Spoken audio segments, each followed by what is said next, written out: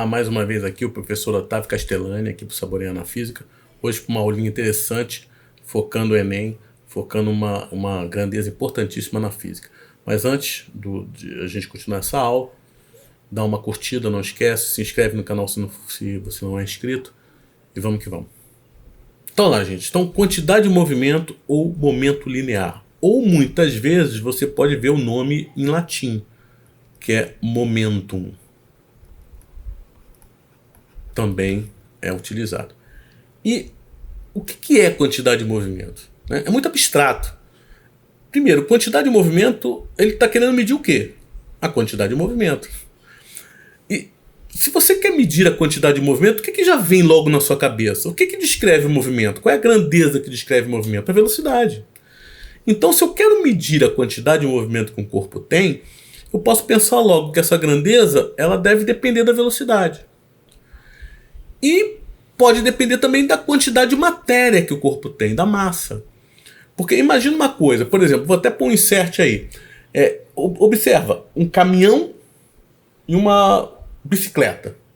Né? Um caminhão e bicicleta. Olha a diferença de massa. Mas vamos colocar os dois com a mesma velocidade.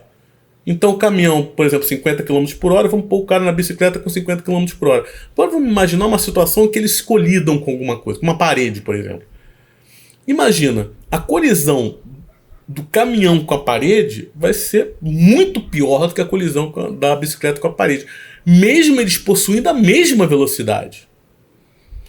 Então, para diferenciar essas duas situações, porque os dois têm a mesma velocidade, eu digo que o caminhão tem uma maior quantidade de movimento, justamente porque ele tem uma maior massa.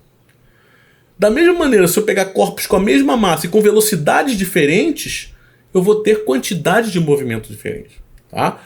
Então, basicamente, a quantidade de movimento, né, eu escrevo sempre como Q, né, eu posso usar P, geralmente é usado no ensino superior, aqui no ensino médio é Q, é igual ao produto da massa vezes a velocidade. Agora, eu escrevi aqui de forma escalar, mas a quantidade de movimento, ela necessariamente tem que ser vetorial. Porque a partir do momento que eu uso essa velocidade aqui, né, essa velocidade ela pode ter sentidos diferentes. É esse que é o grande lance aqui. Porque quando você geralmente está trabalhando com quantidade de movimento, você tem que adotar uma orientação da trajetória, por exemplo. Aqui para a direita eu vou orientar como positivo. Então todos os corpos que se moverem, por exemplo, no sentido da orientação da trajetória, por exemplo aqui, ó, eles terão velocidade positiva. Se você tem os corpos se movendo no sentido de uma orientação em sentido contrário à trajetória, eles terão uma velocidade negativa. Né? E mais, em muitas situações, eu não estou só trabalhando de maneira unidimensional, como está aqui.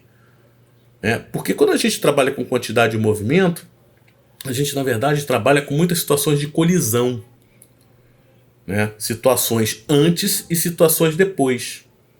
Que é muito interessante na física isso. Principalmente na física de partículas. É assim que a gente está descobrindo muitas partículas novas aí. É assim que a física de partículas hoje em dia tem centenas de partículas novas, né, justamente por um processo de colisão.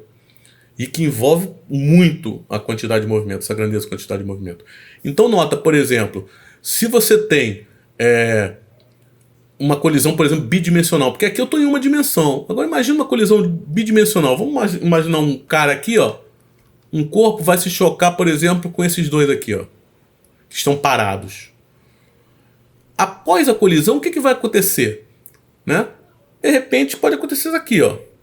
Um corpo pode ir para um lado, deixa eu olhar para cá, pode ir para cá. O outro corpo pode ir para cá, né? E esse daqui que bateu voltar depois da colisão.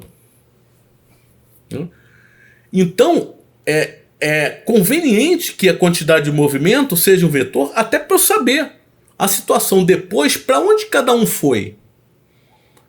Porque, na verdade, para onde cada um foi, quem vai me dizer isso é a quantidade de movimento final do sistema, que é um vetor. E é uma seta. E vai me indicar isso. Tá? Então, necessariamente, gente, a quantidade de movimento é um vetor. Então, na verdade, ó, isso daqui tem que ser escrito desta maneira, né? Ou seja, a quantidade de movimento de um móvel é sempre produto da massa vezes velocidade e é uma grandeza vetorial. E a gente pode de cara já ver aqui, ó, as unidades, né? No sistema internacional, no SI, quais seriam as unidades que nós usaríamos, né? Claro que a gente sabe que a massa é 1 quilograma, a velocidade é o metro por segundo. Consequentemente, a quantidade de movimento, o que é? É o produto da massa vezes velocidade. Então a massa é dada em quilograma, a velocidade em metro por segundo. Então a unidade de quantidade de movimento é o quilograma vezes metro por segundo. Isso no Sistema Internacional de Unidades. Beleza? Bom, é importante também que eu até falei da energia cinética, né? Porque você tem também energia cinética, só que a energia cinética depende da velocidade ao quadrado. E ambas as grandezas, tanto quantidade de movimento quanto energia cinética, elas foram, século XV e XVI, elas foram tratadas como se fossem a força de um corpo. Descartes achava que a quantidade de movimento m vezes v, vezes velocidade, determinava a força que um corpo tinha. Já Leibniz achava que o produto massa vezes velocidade ao quadrado era a força. Aí depois veio Newton com o livro dele e ele organizou toda a história. Aí veio a segunda lei de Newton, que na verdade é o que vai medir a força, né? Força resultante igual a massa vezes aceleração. E a quantidade de movimento e energia cinética se relacionam com essa força do Newton. Tá? Mas o importante aqui é verificar isso. Q é massa vezes velocidade. Agora, como tem energia cinética, que eu já falei para vocês, essas grandezas, tanto quantidade de movimento quanto energia cinética, elas se relacionam. Isso é que é interessante. Em muitos probleminhas do Enem, você tem essas relações. Eles pedem para você resolver um problema usando essa relação. Então, como que a gente pode, por exemplo, relacionar energia cinética e quantidade de movimento? Então, simplesmente, o que é energia cinética? A gente sabe que energia cinética é o quê? É a massa, velocidade ao quadrado, sobre 2. Essa é a energia cinética. E eu sei que Q é a massa vezes velocidade vetorial. Mas a energia cinética, ela é uma grandeza escalar. Então, o que eu vou fazer é encontrar a velocidade aqui na equação da quantidade de movimento e substituir na equação de energia cinética. Então vou tratar aqui como escalar, já pegando só a parte escalar, Q é igual a mv, e vou achar a velocidade. Então a velocidade é o que? É Q dividido por m. Então essa é a velocidade escrita como dependente da quantidade de movimento. E o que eu vou fazer agora é substituir aqui, ó. Então, quando eu substituir o V na equação de energia cinética, eu vou obter uma expressão que relaciona as duas, energia cinética e quantidade de movimento. Então você tem que energia cinética é igual a massa, né, vezes velocidade ao quadrado. Velocidade ao quadrado, o V eu achei que é Q sobre M ao quadrado, né? E sobre 2. E aqui está sobre 2. Substituir o V por Q sobre M ao quadrado. E agora é só abrir o quadrado. Então a energia cinética é a massa, ó, Q ao quadrado sobre 2M ao quadrado. Mais um M aqui, pode cortar com M aqui. Então eu tenho que energia cinética pode ser escrita com Q ao quadrado sobre 2M. Então essa expressão é interessante porque relaciona energia cinética com quantidade de movimento. Tá? Lembrando que aqui agora, quando você tem o Q ao quadrado, você já tem agora um escalar. Tá? Então, quantidade de movimento, massa vezes velocidade, importantíssimo, senhores. Então, impulso de uma força. Aqui a gente tem que ver o seguinte. A gente tem que entender que quando a gente faz a aplicação de uma força, essa força ela atua durante um certo intervalo de tempo, né? Então, por exemplo, tem esse carrinho aqui, né? Imagina, eu vou aplicar uma força nele, ele entra em movimento. Só que essa força aqui, ela só vai existir enquanto eu estou em contato com o corpo. Depois que eu dou um impulso, ele vai e se move sozinho. Então, quando eu aplico uma força, essa força dura um certo intervalo de tempo. Da mesma maneira, quando você vai chutar uma bola, né, a força só está atuando na bola enquanto o seu pé estiver em contato com a bola. Então tem que tomar cuidado, que muita gente pensa, se der um chute na bola, a bola está em movimento. Aí enquanto ela está em movimento, tem a força aplicando. Isso não existe. Na hora que você chutou a bola, a força que deu impulso nela só atuou durante o tempo que o seu pé e a bola estão em contato. Depois ela vai se movimento apenas sob a ação do peso. A força que impulsionou só foi durante o contato.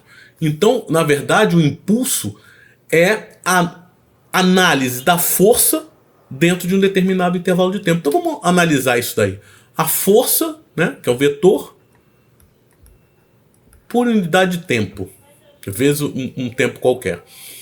Então, olha só. Esse cara daqui, quem é a força? A força é a força resultante. É a massa vezes a aceleração. Então eu vou substituir a força pela massa vezes a aceleração, segundo a lei de Newton, né? Estou substituindo. Vezes ΔT.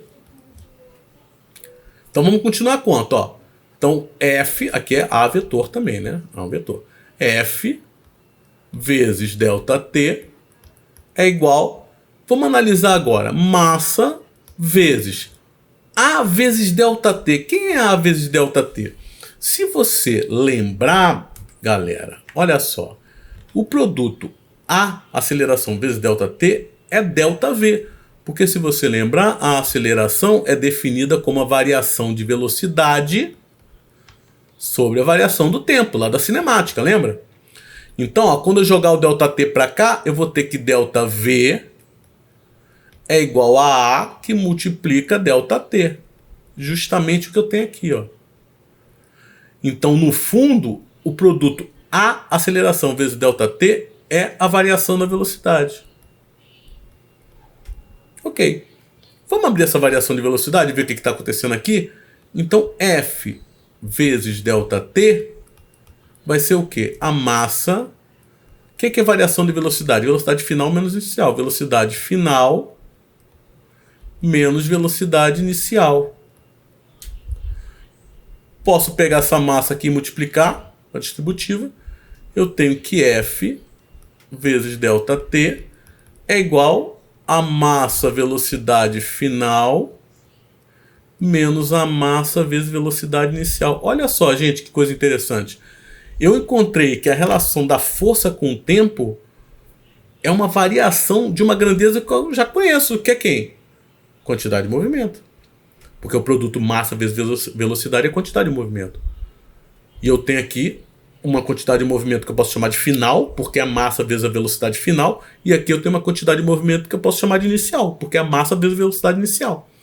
Então, simplesmente eu posso dizer que F vezes ΔT é igual a quantidade de movimento final menos a quantidade de movimento inicial. Então, no fundo, eu tenho que F vezes ΔT é ΔQ. Esse produto, força vezes ΔT igual a ΔQ, isso daqui eu chamo de impulso de uma força.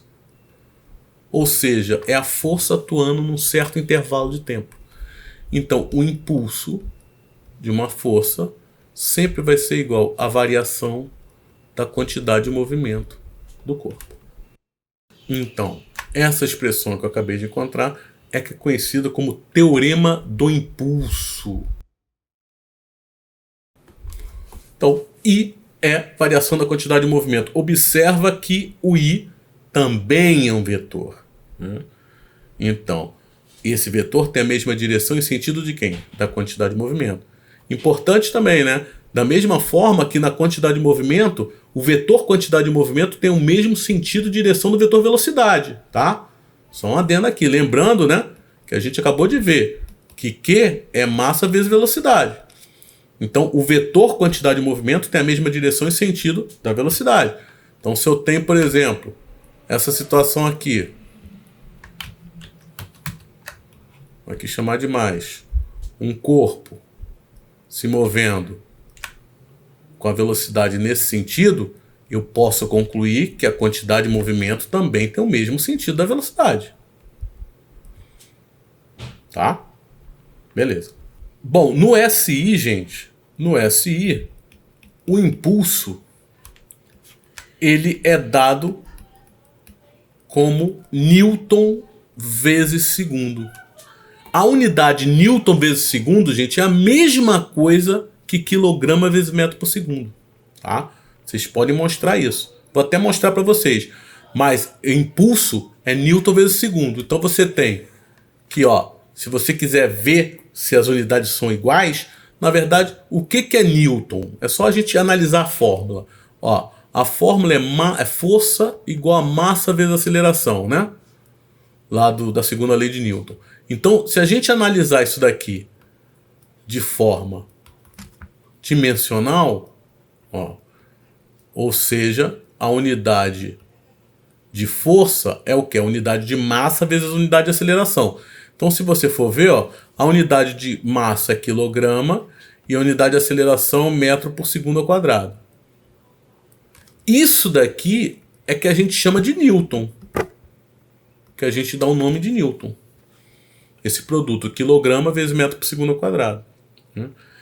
E agora vamos analisar agora essa unidade de impulso. Newton vezes segundo. Então vamos ver, ó. Newton vezes segundo. O que é Newton vezes segundo? O Newton, acabei de ver, ó, é quilograma, mudar até a cor aqui. Newton é quilograma vezes metro por segundo ao quadrado, né? Vezes segundo. Ó, segundo cortou aqui com segundo cortou aqui. Então o que eu tenho? Quilograma vezes metro por segundo, que é a mesma unidade de quantidade de movimento. Ah, então quantidade de movimento e impulso são iguais? Não. Mas elas possuem a mesma unidade. Não são iguais por quê? Porque a quantidade de movimento está medindo a quantidade de movimento do corpo, que depende da velocidade e da sua massa. O impulso, ele está te dizendo a variação da quantidade de movimento. Tá? Possui a mesma unidade, mas conceitualmente diferente. Porque o impulso está te dizendo que houve uma força aplicada num certo intervalo de tempo que provocou uma variação da quantidade de movimento. E é interessante, gente, a gente analisar a fórmula de impulso, porque olha só, se você observar impulso, né, o que é impulso? É variação da quantidade de movimento, que é o teorema do impulso, mas na verdade é também o produto da força pelo tempo. Então observa aqui uma coisa. Olha só, nota que força e tempo, intervalo de tempo, são grandezas inversamente proporcionais, né? Porque se eu passar, por exemplo, a força dividindo aqui, ó, né, igual a ΔT, o que acontece? Ó, força e tempo são grandezas inversamente proporcionais. Então, na verdade, se eu aumentar o tempo de contato, o que acontece com a força? São inversas, diminui. Se eu diminuir o tempo de contato, o que acontece com a força? Ela aumenta. Então essa relação entre força e tempo e o entendimento dessa relação faz com que, por exemplo, a gente possa construir coisas que amorteçam, por exemplo, numa colisão, né? Então imagina você socando uma parede. O que acontece? Você soca com bastante força a parede. O que vai acontecer? O tempo de contato é muito pequeno, né? Quando você soca a parede. O tempo de contato muito pequeno, o que vai acontecer com a força? A força interna, né, entre parede e sua mão vai ser muito grande. Por isso que dói muito, né? Agora, se você aplicar a mesma força, agora põe um colchãozinho aqui na frente. O que vai acontecer? Você vai aplicar a mesma força e não vai sentir dor, né? Possivelmente vai amortecer. Por que vai amortecer? Porque, na verdade, quando você bater no colchão, a sua mão vai entrar, né? Porque ele é fofinho. E aí o que acontece? O que significa sua mão entrando no colchão? Significa o quê? Que o contato entre a sua mão e o colchão está sendo grande. O tempo está sendo grande. Está sendo maior. Se o tempo de contato aumenta, o que acontece com a força? Ela diminui. Então, por isso que quando você coloca alguma coisa para amortecer um choque, é justamente isso. O amortecimento de um choque, você está fazendo com que o tempo de contato seja grande, fazendo com que a força diminua. Quando você, por exemplo, o cara que pula de paraquedas, né, quando ele chega no solo, né, ou se você pular, por exemplo, de uma determinada altura, o que acontece para você amortecer a sua queda? Você chega ao chão, você dobra o joelho e rola, por exemplo, né? Porque se você cair e não dobrar o joelho, o que vai acontecer? Possivelmente vai arrebentar lá seu joelho. Mas quando você cai e flexiona o joelho, você dá um tempo maior a esse movimento. E, consequentemente, as forças internas ali vão diminuir. Né? O airbag, o que o airbag faz? Na verdade, na hora da colisão, justamente isso. Ele enche e aí você vai ser jogado para frente e o contato que você vai ter com o airbag, o tempo de contato vai ser muito grande. Consequentemente, a força vai diminuir e diminui o impacto. Tá? Então, isso são problemas que às vezes são pedidos no Enem. Tá? Uma outra coisa importantíssima é a conservação da quantidade de movimento. Igual a energia sempre se conserva, a quantidade de movimento também é uma grandeza que se conserva e muito importante. Foi através da conservação da quantidade de movimento, por exemplo, que se descobriu o neutrino. Não sei se vocês ouviram falar, quando tem radiação beta, você tem a emissão de um neutrino, uma partícula. Essa partícula, até os anos 30, não era... ninguém conhecia. O que acontece? Justamente por causa da radiação beta estava violando a conservação da quantidade de movimento, é que propuseram a existência do neutrino. Justamente para não violar, porque a quantidade de movimento tem que se conservar. E aí o cara propôs isso, 3 ou 10 anos depois, eu acho, descobriram o neutrino, ou seja, estava correto. Então, a quantidade de movimento é uma grandeza importantíssima. Tá? É interessante a gente saber o que é um sistema mecanicamente isolado. E o que é um sistema mecanicamente isolado? É um sistema que está livre de forças externas. Se o resultante de todas as forças externas ao sistema for nula, significa que o sistema então é mecanicamente isolado. Então, na verdade, um sistema em que as forças externas são zero. Né?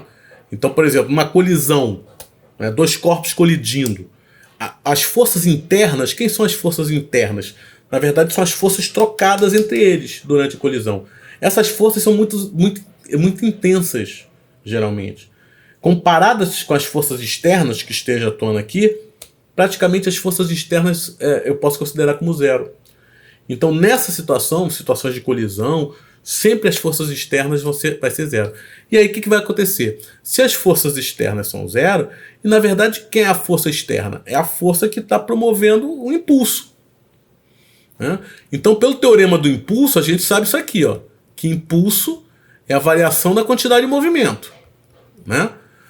Se as forças externas, vou abrir aqui a fórmula, força vezes o tempo, né, que é o impulso, igual quantidade de movimento final menos a quantidade de movimento inicial.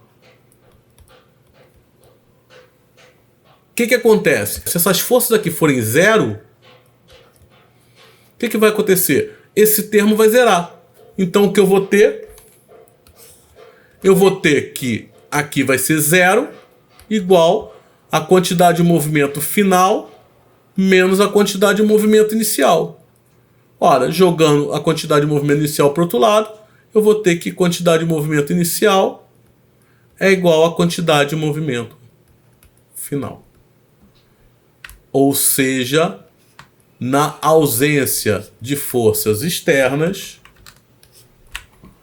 a quantidade de movimento se conserva. Em qualquer colisão, a quantidade de movimento é sempre conservada. Isso tudo que a gente viu, gente, aqui, essas forças que eu estou falando, né, que estão atuando, o próprio teorema do impulso, a gente está tratando isso para forças que são constantes.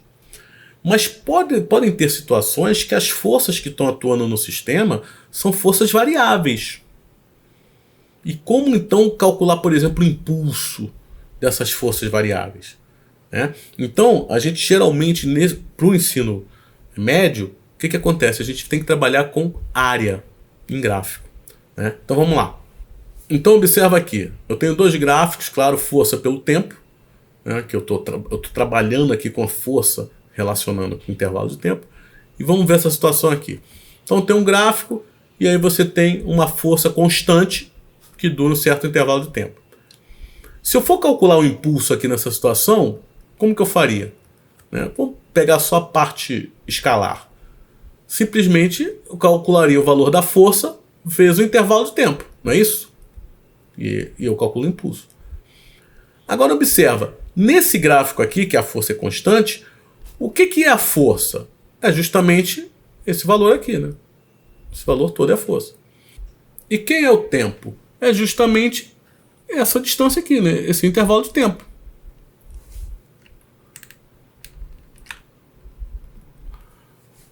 Ou seja, observa que na verdade o que eu fiz aqui foi tirar a área, né? Porque esse é um retângulo, eu fiz base vezes altura. Na verdade, ó, isso daqui, na verdade, ficou como se fosse a área desse retângulo. Simplesmente base vezes altura. O que a gente vai fazer, gente, é que para qualquer outro gráfico, força pelo tempo, que seja agora variável, eu vou aplicar a mesma regrinha.